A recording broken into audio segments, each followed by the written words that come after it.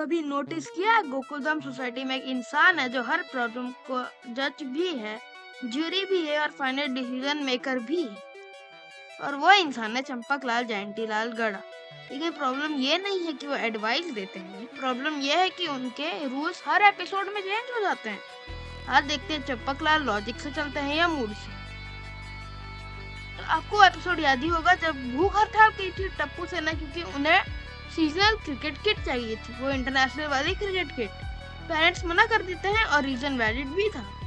Season बहुत dangerous होती है, बच्चों को इंजरी हो सकती है, सोसाइटी के लोग भी जो रहते हैं उनको भी रिस्क हो सकता है कि उन लोग को चोट लग गई, बच्चों को लग गई तो कहाँ जाएंगे। तो मतलब ये था कि एल्डर रिस्पॉन्सिबल डिसीजन ले रहे थे। ये टप्पू सेना ने क्या किया, डायरेक्ट भूख हड़ताल की, वो भी खाना खाया अब्दुल की दुकान के बाद भूख हड़ताल की। तो वाह, कहा जाए तो फ्रीडम फाइटर लेवल प्रोटेस्ट होता है।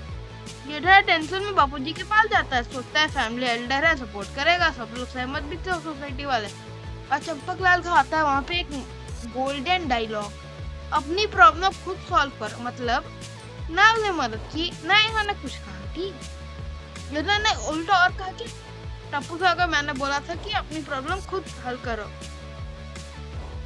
ठीक, तो मतलब है ही चच्चा महान। तो खैर जेठालाल वहां से चला जाता है दुखी होके। मैसेज साफ था, प्रॉब्लम खुद सॉल्व कर ले। और अगर आपको याद हो गांधी मैदान वाला एपिसोड, जिसमें लोखंडे जो था वो मॉल बनाना चाहता था गांधी मैदान पे, इसके बच्चे बहुत दुखी थे। तो दिक्कत क्या थी, किसका इशू था, बच्चों का। याद है पुलिस के पास आते कुछ करते, उसमें चंपकलाल पता क्या किए थे, आपको याद ही होगा वैसे। तो यहाँ पे क्या सेम रिप्लाई होना चाहिए था, खुद की प्रॉब्लम खुद सॉल्व करो, लेकिन नहीं, इस बार चंपकलाल खुद मूवमेंट लीडर बन गए। प्लानिंग भी उनकी, स्ट्रेटेजी भी उनकी, डिसीजन भी उनका। पोपटलाल और सोडी को भी इन्वॉल्व कर दिया था। क्या सोडी को तो खाली ड्राइवर रखा था, पोपटलाल तो खुद कूदा था। और जेठालाल को जाके बोलता है कि अगर तुमको आना है तो आओ। और जेठालाल इसके पूरे अपोजिट है, क्योंकि जेठालाल जानता है कि वो बड़ा आदमी है, वो उसके पास बॉडीगार्ड भी, वो मार मुड़ देंगे।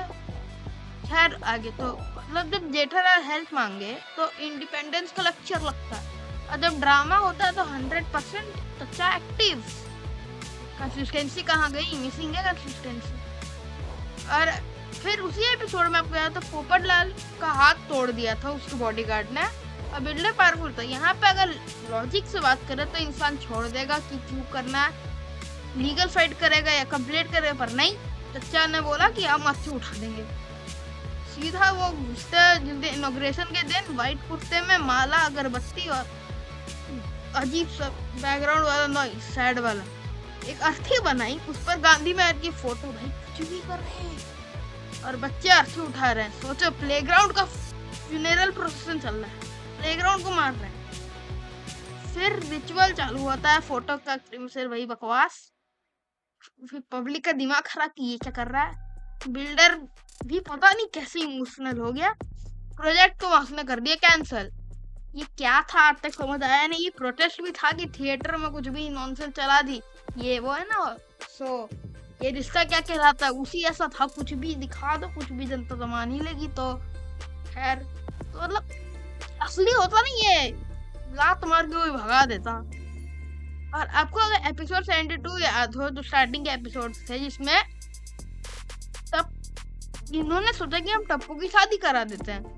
टप्पू जो कि सिर्फ 10 साल का बच्चा था। तो चंपकलाल क्या कहते हैं कि टप्पू की शादी करनी है, हाँ, अंडर एज मैरिज, इंडिया में ये इलीगल है।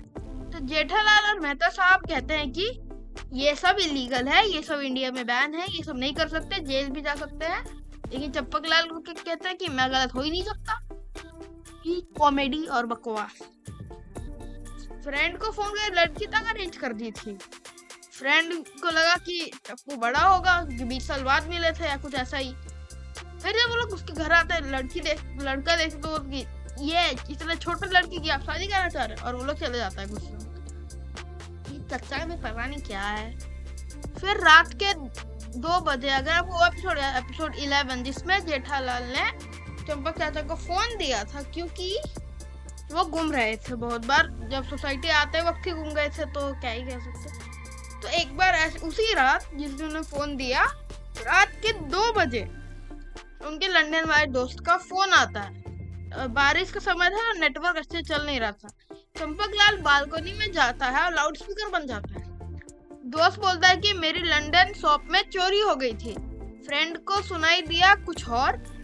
ठीक है, तो वो बोलेगी क्या? तो चंपकलाल जोर से चिल्लाने लगता है, चोर चोर चोर।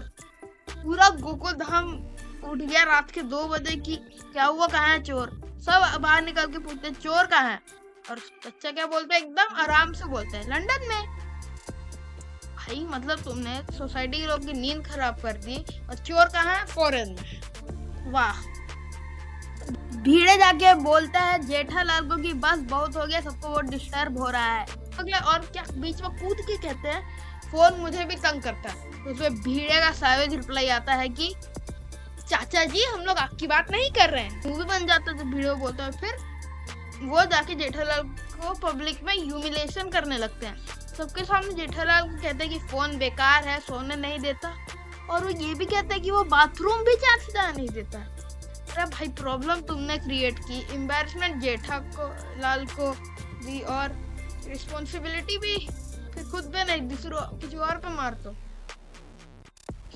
पर एक चीज नोटिस कर, जब जेठालाल स्ट्रगल करे तो लेक्चर, जब ड्रामा हो तो लीडरशिप पे पहुंच जाएंगे, जब गलती हो तो ब्लेम शिफ्ट कर देंगे।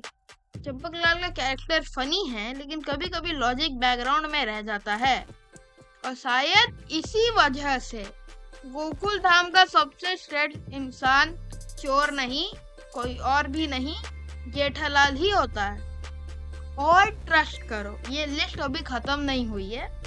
चंपकलाल के और कारनामे अगले एपिसोड में पार्ट 2 में आएंगे। तो तब तक के लिए बाय बाय।